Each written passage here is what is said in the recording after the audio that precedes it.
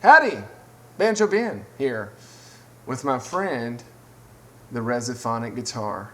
That's right, this is my first lesson to give y'all on Resophonic guitar, but what an incredible instrument.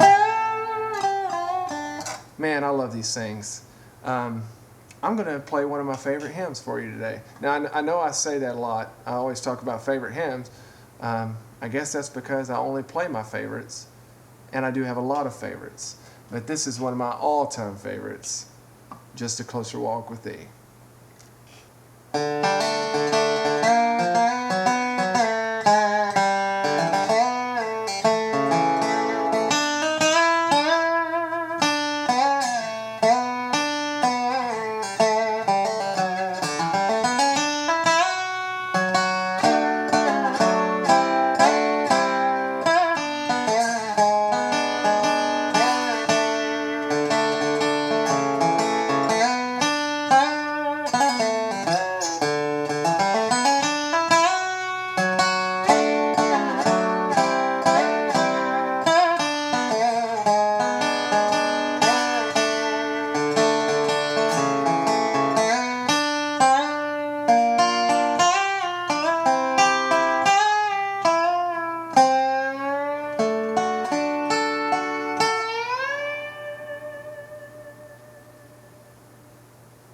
Hey y'all, I'd like to take just a minute to talk about this instrument that I'm playing today. It's got a pretty special story behind it, special to me anyway. A lot of you know that I used to play for country music sensation Taylor Swift. A lot of you know who she is, and she is just an absolute sweetheart. A couple years ago for Christmas, she approached me and said, for your Christmas present this year, I'd like for you to go pick out any Resophonic guitar and I will buy it for you. Well, I couldn't believe it because the one I had was kind of on the outs and I didn't really have the money to buy one. So I did some research. I called some guys up that were really good players and asked them what the hottest thing was going. And I had a couple guys recommend these Schoonover guitars made in Oklahoma by Kent Schoonover and his son Kyle. So I called them up and they had a waiting list, but they were very generous in how they helped me, and I got this maple guitar that is probably one of the most beautiful instruments I've ever seen in my life. Y'all see that? Look at that. Isn't that something else? An incredible sounding. They put this Fishman Aura, Jerry Douglas pickup in it for me, and I run it through the Aura system, and it sounds incredible acoustically, and I've also played it, I've played it football stadiums to 100,000 people, and it is just performed day in and day out. Anyway, I'm not getting paid for that. It's not really an endorsement. I just absolutely love these instruments, and I love the people who make them. Just incredible guys. If you are in the market for one, I recommend them. And so what I want to do today, this is my first Dobro lesson, so to speak. I'm going to slow down this version and point out a few of the chords. I have some alternate chords I put in there and kind of a little emo type ending in there that you may or may not like, but I'll explain that to you. So go get your guitars. Here we go. Alright, for those Dobro players out there, I'm going to try to show this to you the best way I can. I'm recording from my computer, and so it's hard to get an angle, but I am ordering a nice video camera. I'll start doing these lessons on, so lessons in the future will have the nice top view and split screen and all that stuff. But I'm going to slow this one down for you. We're playing it in the key of D, which, you know, I've gotten to where I like playing out of the key of D on Dobro better than key of G. I don't know, for some reason, I just really love it. So it's pretty straight up. I'm just going to play the song really slow, and then when I get to a few spots, I'll kind of stop and talk about them.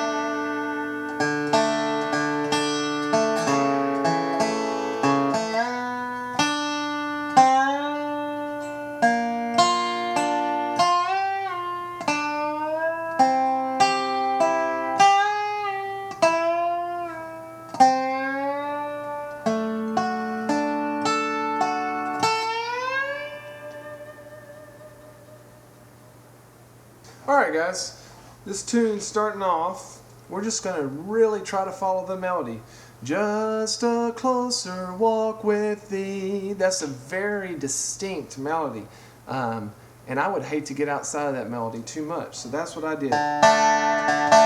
Just a closer walk with thee.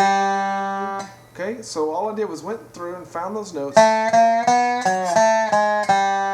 How can I have that kind of galloping feel of a dobro and follow that melody? I'm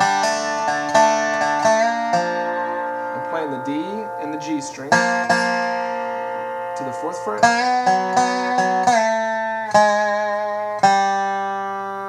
Okay, then we're doing a little hammer-on lick here.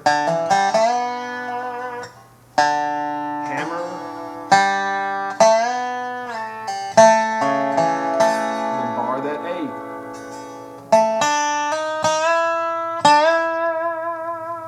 Okay, we're going to move our E from up here on the D string. We're going to move it to our B string. Still just following the melody. Do do do do do do.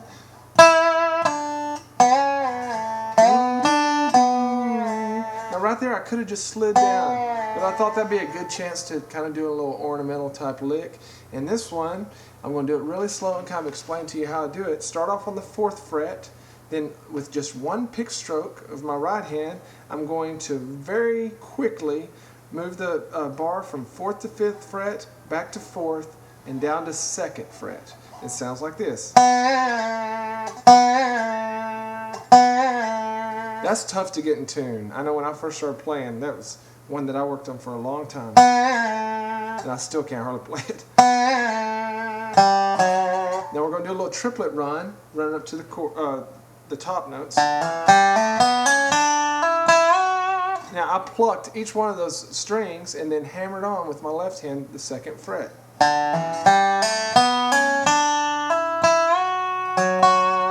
Now we're going to work with some triads up here. We're in D, and the melody note's this F sharp. When I'm making these versions up, I'm constantly singing it to myself. So I'm going to find that note up here and use that D triad on the 7th fret. And then just kind of manipulate around it, working down to our 5th fret. Okay, that time, after I came down to the 5th fret, came back to the 7th fret and moved down 3 strings. Now I'm playing my B, my D, and my G. See how I did that? Then move back up.